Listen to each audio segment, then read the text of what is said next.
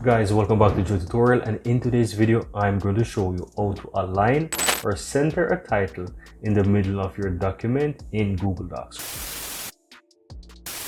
Right, so as you can see, I'm in Google Docs right now, and this is a CV or resume, whichever you will call it, right? And this is the title called My Resume, right? So how do I go ahead and put this into the middle of the documents? You want to ensure that you highlight the text that you want, or your title, let's call it like that. And then on the top here, where you have all of these options, you want to click on the one that says align. So this button that gives you align, you want to click on the drop down.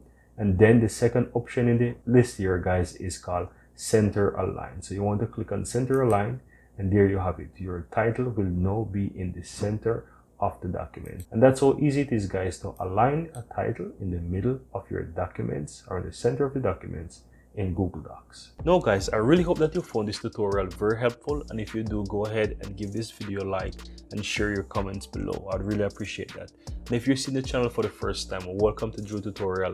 I'm Anjo, and I really appreciate if you hit the subscribe button below to help grow this community, and also so that you'll never miss out when I release another helpful tutorial just like this one. Thank you very much, and see you next time.